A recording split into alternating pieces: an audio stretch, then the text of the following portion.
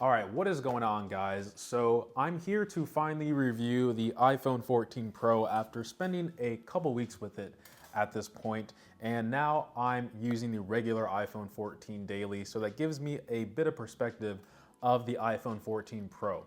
But one thing before I get into this video is that the international giveaway has officially started and will be down in the description below. So for the next 2 weeks, please check the description in all my following videos because the iPhone giveaway will be down there for you guys to enter, and it's completely free. And yes, for people that do not like the iPhone, you can get the S22 Ultra or whatever flagship Android you want. Now, I need to put this iPhone 14 away because we're here to review the iPhone 14 Pro. But just like the giveaway, you know what else is free that I like? Samples at Costco. Just kidding, it's our sponsor, Costco.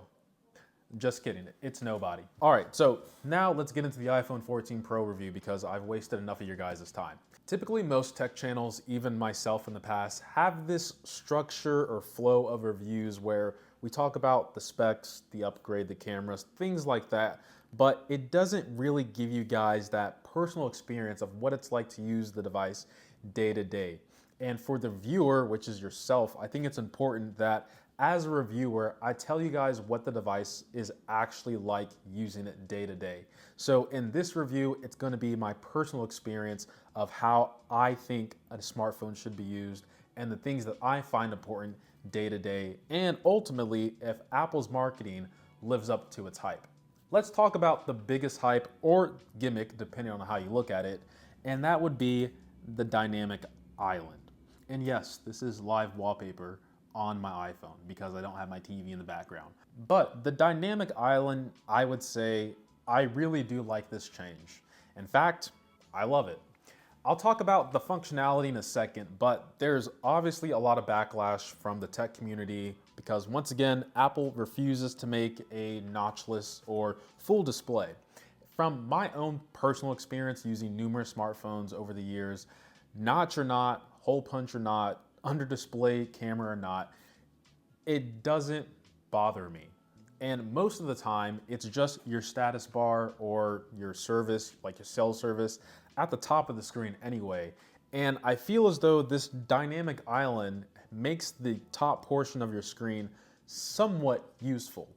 And I say somewhat because I don't understand how we have all these nice animations for when an app is using your location, or when a song is playing in the background, or you're recording your screen, but somehow Siri, out of all things, didn't make it to the cut on Dynamic Island. She's still at the bottom, just being a useless assistant. As I said earlier in the video, I am daily driving the iPhone 14 until it's ready for review, and I've realized that Dynamic Island is just a bigger display of what we already know at the top of our screen. For example, an app is using your location, you already see the triangle at the top. It's just bigger on the dynamic island.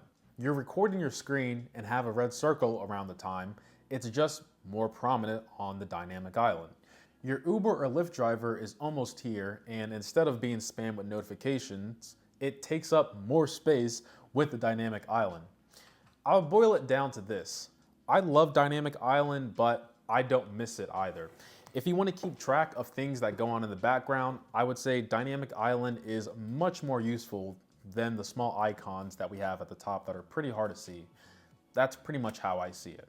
Now, I'm gonna interject real quick and say I won't be doing a review of the iPhone 14 Pro Max, but everything about the iPhone 14 Pro Max is identical to this review here because it's the same phone but bigger, and for my lifestyle, the 14 Pro Max, or just the Max in general, is just way too big. Now, let's talk about battery life and the display, because I think they need to be talked about together. So the iPhone 14 Pro can now go up to 2,000 nits. And if you don't know what that means, just know it gets really bright. It's really only helpful when you're in direct sunlight or outdoors in general. Indoors, not so much. Now, I'm coming from the iPhone 13 Pro, and this still has a battery life capacity of 100%. A year later, if you want a video on how that's possible and the things that I do to make sure that my battery life stays at 100%, Let me know down in the comments below. But I found the iPhone 14 Pro battery life to be noticeably worse than my iPhone 13 Pro, and I just couldn't figure out why. I thought to myself, maybe it's like Samsung or OnePlus, where it takes about a week for the battery to calibrate on a new device, but eventually I realized that no, the iPhone 14 battery life just kind of sucks. And I think it's mostly due to the brightness that is killing the battery. Now, having high nits on pretty much any device is going to take a lot of power, especially when you start hitting that 1,000 mark, and we're hitting 2,000 at this point. Here's what I'm gonna say. Have you ever noticed when you go outdoors and you use your phone, within minutes it feels like it's on fire and your brightness starts to dim and it won't go any higher? Yeah, the iPhone 14 Pro feels like it's on fire, but it doesn't dim. It just drains like crazy with the max brightness on. I should also talk about this always on display. Now, my mom recently upgraded to the iPhone 14 Pro from the iPhone XR, and if you want to watch that video, it will also be down in the description below. But she also complained about how bad the battery life was on her iPhone 14 Pro. And it might seem like I'm harping a lot on the battery life here, because honestly, if the battery life is dead in any smartphone, what good is the phone?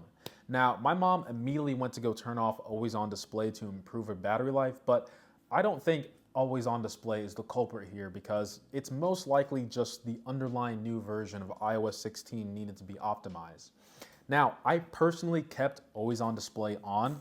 For example, I'm gonna go ahead and put it back here. God, I love this thing. Now, astronomy and portrait are my favorite, depending if you find the right photo in portrait.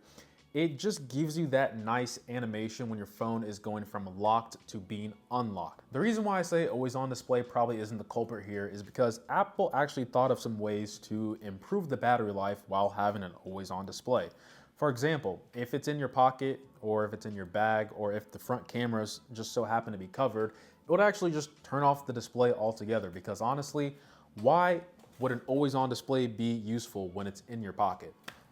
Makes sense. Plus, with your display on the lowest brightness running at 1 Hz, it's safe to say your display is essentially off at that point, and always on display should always be enabled. Now let's talk about the elephant in the room. Whoo, the camera. It's not really an elephant, it's more like a 3-headed dragon, but the cameras. Now, there is a 48 megapixel camera. I don't know why I said it like that, and to be honest, I'm not even gonna pretend to know what megapixel means. Higher doesn't mean better, clearly, but regardless, here's what I'm gonna say about this 3-camera array on the iPhone 14 Pro. Because what I loved most about this entire device was the 2x zoom. And here's why. Have you ever wanted to take a photo, but you don't want to stand too close because you don't want to seem awkward, but you also don't want to zoom in because you're going to start losing detail, and then 3x zoom is a little bit too much? 2x, it's like the perfect happy medium, and it looks incredible. If this is what 48 megapixel is able to do, sorry, I'm not supposed to clap, but listen, the only thing, I really do mean the only thing I miss from the iPhone 14 Pro going back to pretty much any other smartphone is that 2x zoom. Like, hold on, like, let me look at the 2x zoom real quick. I could probably start crying once again looking at this camera. It's just so beautiful, so crisp. It's magnificent. Now, between the iPhone 14 Pro and my iPhone 13 Pro, for some reason, I tend to prefer the photos I capture on my iPhone 13 Pro. Let me bring this bad boy out once again. It's like the HDR effect or the lighting that I get from the iPhone 14 Pro is just a bit much, where on the iPhone 13 Pro looks a bit more true to life. And here is a blind test between the two, and at the end, I'll tell you guys which camera is which.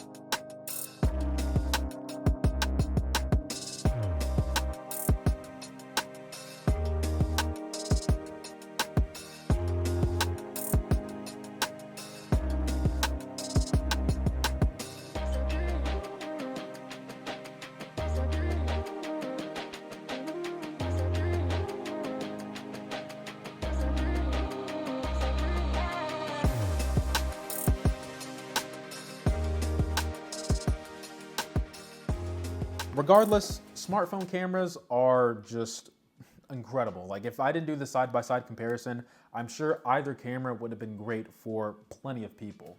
And when I use this camera, it's just like, before I even hit the capture button, like that white circle, I'm just like, wow, this is a great photo.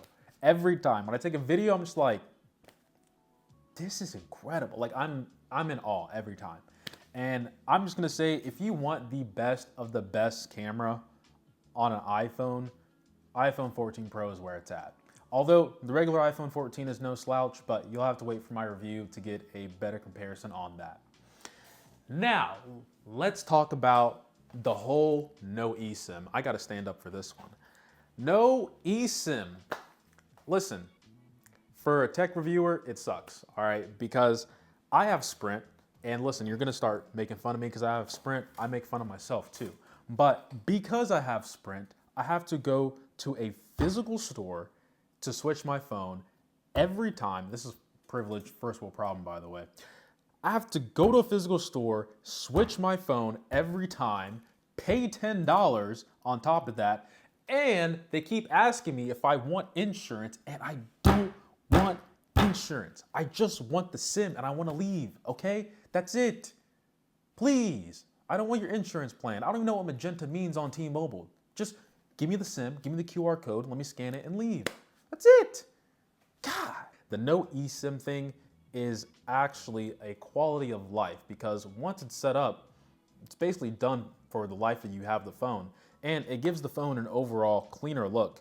And looking at a double take on this device, I mean, no SIM card tray really does make this phone look better. I mean, yeah, that's a nice looking phone. Speaking about double takes, let's talk about this. Ooh, purple, deep purple, as Apple likes to say it is. Now, I don't know how Apple does it, but this color is very interesting, and it pretty much goes for every color in the Pro lineup.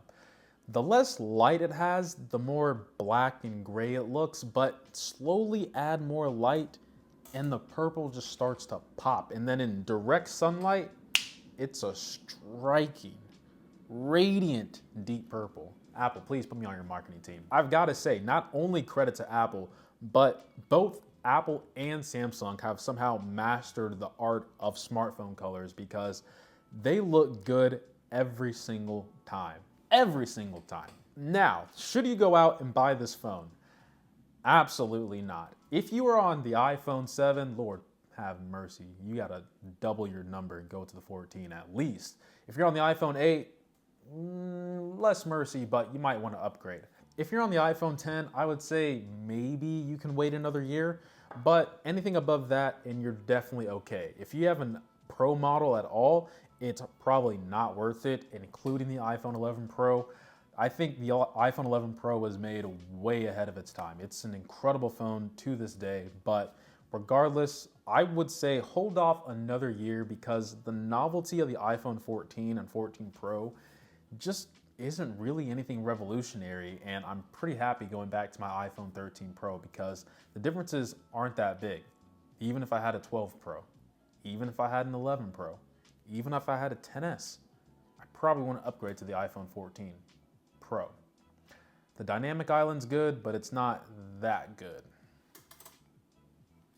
Wow, this stool is creaking here. But that is my review of the iPhone 14 Pro. You probably hear a dog barking in the background, but you know, it's my neighbor. Anyway, hopefully this gives you a more personal insight on how the device is used and helps you with your own purchase decision. If you have any questions, let me know down in the comments below. Yes, I know we have a newer processor. We have the photonic engine, bigger battery life, crash detection, satellite GPS. You know, whenever you get lost in the wilderness, you'll be able to contact based on whatever subscription you have to have. You have the action smoothing, the Bluetooth 5.3, yes, it's 5.3, but you know, the list goes on. But here's what I'm gonna say about the crash detection and GPS. I don't know the last time I wandered into the wilderness and needed my life to be rescued. Just because I have a phone that can do that now doesn't mean I'm gonna go out of my way and just go to some random place in the world and just say, hey, GPS, hey, I need help. Help me. I'm not gonna do that. And crash detection, let's talk about crash detection.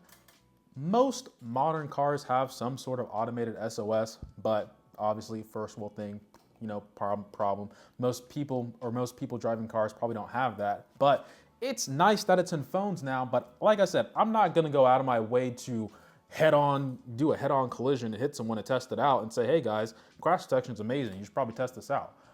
But it's there.